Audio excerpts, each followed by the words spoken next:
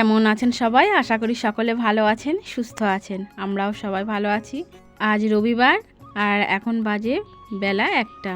আর এখন আমরা একটু যাব একজনাদের বাড়ি, যাদের বাড়ি অন্নপূর্ণা পুজো হয়। তো আমাদের একজনাকার নিমন্ত্রণ আছে, তাই আমিই যাব।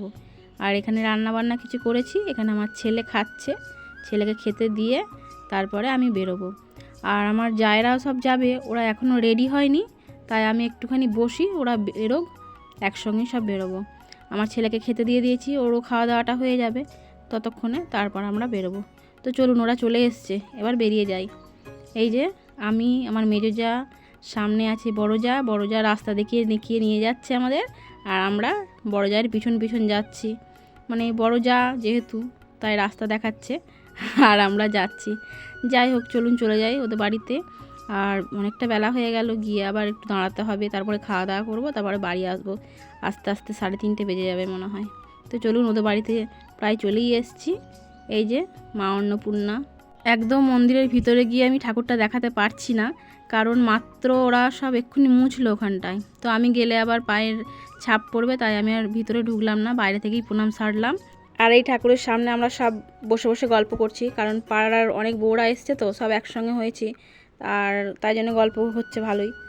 আর এই যে খাওয়া দাওয়া আরম্ভ হয়ে গেছে, খাওয়া দাওয়া করে সবার সঙ্গে দেখা করে বাড়ির, তারপরে বাড়ি চলে এসেছি। আর এত রোদ গরম, আস্তে আস্তে 3:30 বেজে গেছে।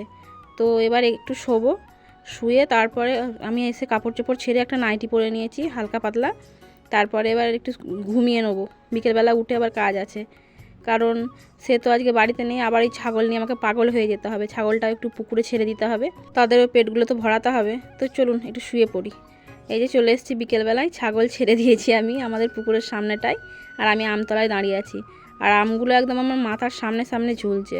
তো ছাগলগুলো খাচ্ছে, ওরা খাওয়া দাওয়া করে নিজের মতো ও ঢুকে যাবে ঘরের মধ্যে, অসুবিধা নেই। তাই আমি একটু দাঁড়িয়ে আছি, তাও যদি পালাই এদিক ওদিক, মাঠে ফাটে চলে গেলে তো অসুবিধা। আর এই যে আমগুলো দেখুন, একদম মাথায় ঠেকছে আমার, কিন্তু বড় গাছ, অনেকটাই বড় গাছ।